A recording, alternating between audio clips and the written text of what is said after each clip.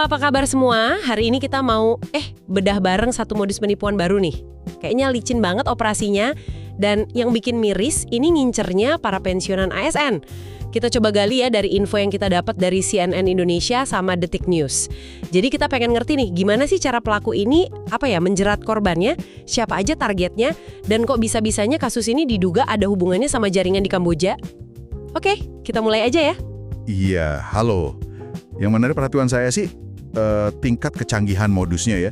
Ini nggak cuma satu trik aja, tapi kayaknya gabungan gitu. Antara ya manipulasi psikologis sama pemanfaatan teknologi juga. Ini nunjukin kalau ya penipuan digital itu terus berkembang. Dan kita semua emang harus makin waspada sih. Oke, jadi gini ya alurnya ya kalau dari berita. Ada pelaku inisialnya EC umurnya 28 sama IP 35 tahun. Nah mereka ini udah ketangkep, jadi mereka tuh awalnya nyamar. Ngakunya petugas dari PT Taspen. Nah ini penting nih, Taspen kan lembaga resmi ya yang ngurus dana pensiun ASN. Jadi kedengarannya pasti meyakinkan banget buat para targetnya. Cara hubunginya juga kekinian, lewat WhatsApp katanya. Betul, dan targetnya itu spesifik banget ya pensiunan ASN, terutama yang umurnya di atas 60 tahun. Iya, sumber kita bilang gitu. Mungkin karena ya kelompok usia ini dianggap lebih lebih gampang percaya sama figur otoritas gitu. Dan mungkin juga kurang ngeh sama jebakan teknologi zaman sekarang, jadi lebih rentan kena manipulasi. Oke, jadi habis dikontak lewat WA, terus gimana? Katanya mereka ngirim link ya? Bener. Nah, ini dia nih bagian krusialnya. Mereka ngirim link, tapi bukan link biasa. Ini link buat unduh aplikasi. Formatnya APK. Oh, aplikasi palsu gitu ya? Bisa dibilang gitu. Alasannya klasik sih, buat pembaruan data pensiun katanya. Korban diminta klik link itu, terus install aplikasinya di HP mereka. Nah, cara mereka minta datanya ini, wah, harus hati-hati banget. Gimana tuh caranya? Jadi, begitu aplikasi APK ini keinstall, ini kan dari sumber nggak jelas ya, bahaya banget. Biasanya minta izin akses macam-macam di HP, kayak izin baca SMS. Nah, ini bisa buat nyadap kode OTP bank. Atau izin aksesibilitas. Wah, ini lebih parah lagi, bisa bikin pelaku ngontrol layar HP dari jauh. Waduh. Terus, korban dipandu isi formulir, diminta data yang sensitif banget.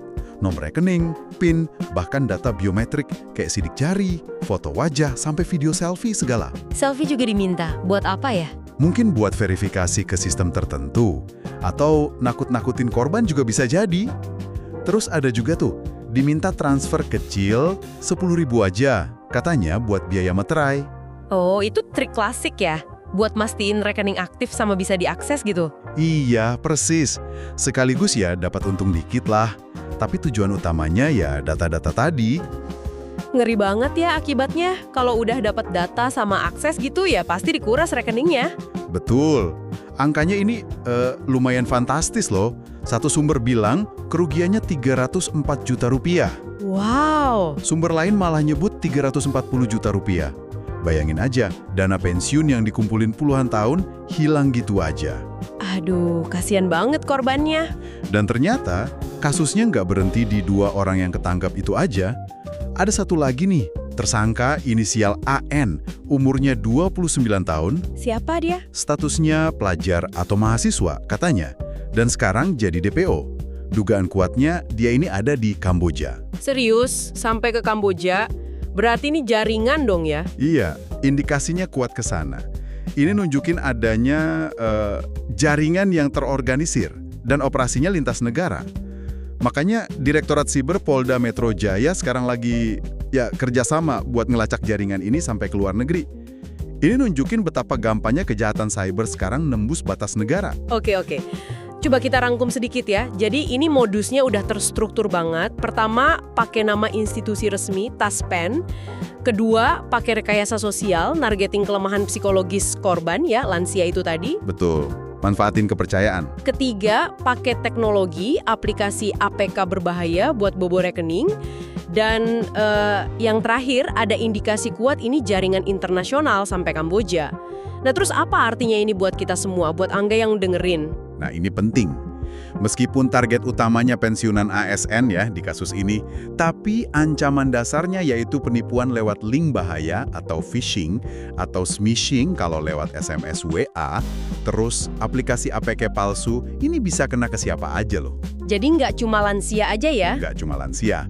Ini jadi pengingat keras buat kita semua, supaya selalu, skeptis sama pesan-pesan aneh. Apalagi dari nomor nggak dikenal, terus minta data pribadi, data bank, atau nyuruh install aplikasi aneh-aneh di luar toko aplikasi resmi, kayak Play Store atau App Store. Penting banget juga buat ngasih tahu orang terdekat kita, ya terutama yang mungkin lebih tua atau kurang paham teknologi. Edukasi itu kuncinya. Setuju banget. Nah, sebagai penutup nih, ada satu hal yang bikin saya mikir dari kasus ini. Fakta kalau salah satu DPO-nya itu pelajar atau mahasiswa dan diduga ada di luar negeri. Iya ya. Ini kan jadi pertanyaan ya, sebenarnya kayak gimana sih profil orang-orang yang terlibat di sindikat kejahatan siber lintas negara ini? Dan kok bisa ya mereka kelihatannya gampang banget bangun infrastruktur, terus jalanin operasi canggih kayak gini antar negara di zaman digital ini? Nah, ini mungkin sesuatu yang menarik buat Anda renungkan lebih lanjut.